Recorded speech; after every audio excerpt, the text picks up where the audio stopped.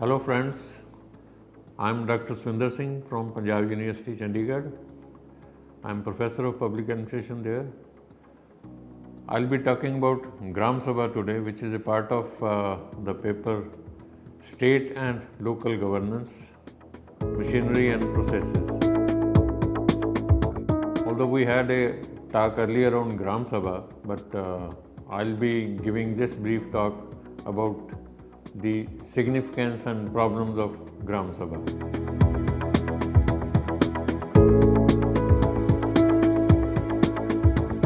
It is generally said that we had a community feeling and we had a long tradition of panchayat system, and Gram Sabha was a part of it in most of the areas of country. But it is generally said that this old community feeling slowly declined.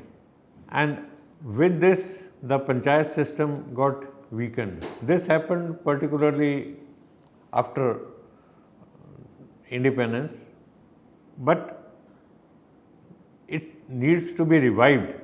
A Gram Sabha, as we all know, is established at village level, and its size varies from state to state, as we discussed earlier.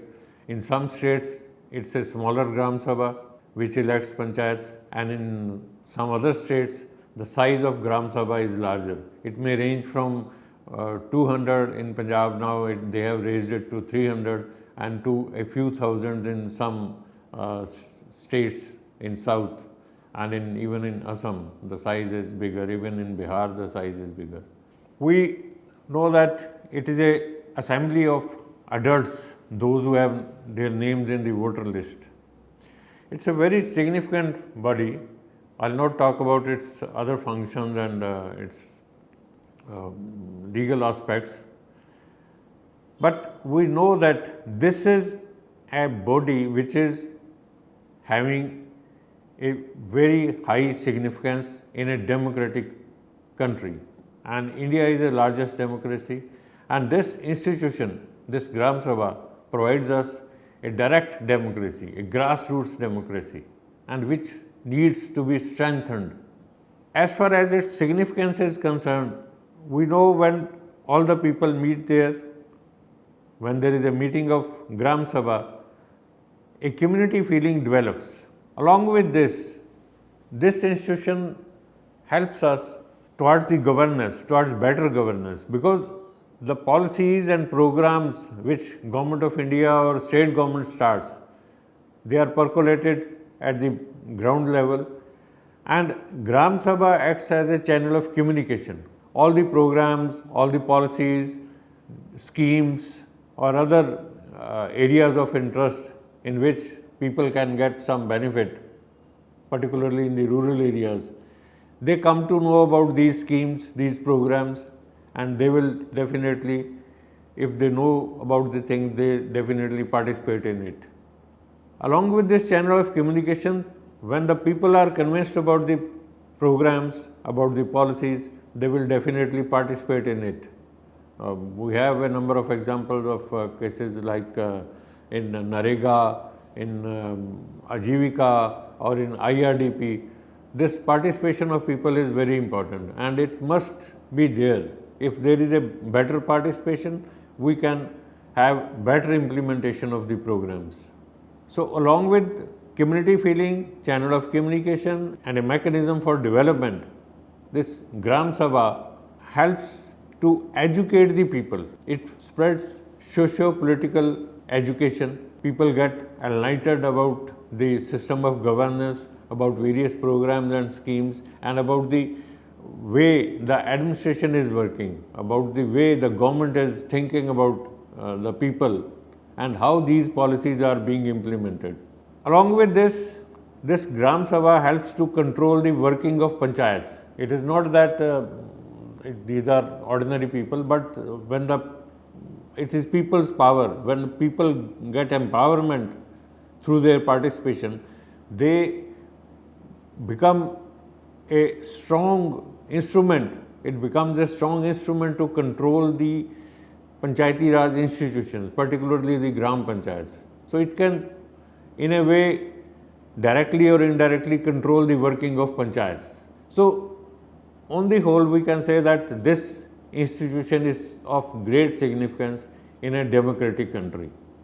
But as I pointed out earlier, this institution was on decline, and there are some specific reasons for it.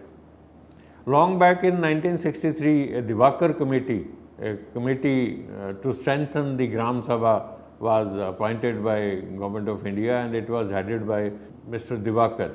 In that committee, a number of recommendations were made. Those recommendations were mainly in regard to strengthening this institution, to have regular meetings, to train the functionaries, and to add more powers and so on. However, the recommendations of this committee, they were not implemented properly. Only a few states, they adopted them, and they tried to strengthen the institution of Gram Sabha. But slowly and slowly, this institution got declined, it got diluted, and there are some reasons for it. Although there was a lot of pressure from different corners, from different areas, from different researchers, public persons to revive this institution, but it kept on declining, and people slowly and slowly lost interest in it. That doesn't mean that there were no meetings, but these meetings were irregular in most of the states. And the main reasons for this decline of interest was dominance of some high caste, so-called high castes in the rural areas, and dominance of landlords. Wherever there were landless agricultural people, or where there was a majority of people who were having no land or belonging to lower strata of society, they were slowly and slowly marginalized, and they stopped taking part in the institution of Gram Sabha. Now, this institution being a very significant one, there was a pressure, a continuous pressure to revive this institution along with the revival of Panchayati Raj institutions. That we all know that after the 73rd and 74th Amendment, there was a revival of local bodies, and these local bodies got the constitutional status. And one very important, very significant point was to provide constitutional status to Gram Sabha. Now, it has a constitutional status, and every state is required to make legislation in regard to setting up of Gram Sabha. Now, after the implementation of 73rd Amendment Act, most of the states, they have passed their own legislations, and they have provided a place, a respectable place to Gram Sabha. Finally, we can say that Gram Sabha has got a respectable place, but to make it practically really working, we require some more steps. It is not that, although providing it a respectable place in Constitution is a very good step, but to make it really workable and really effective institution, we need to work on certain other measures, and I'll give some suggestions in this regard. And the main suggestion is that there should be regular meetings. Government should ensure regular meetings of Gram Sabhas.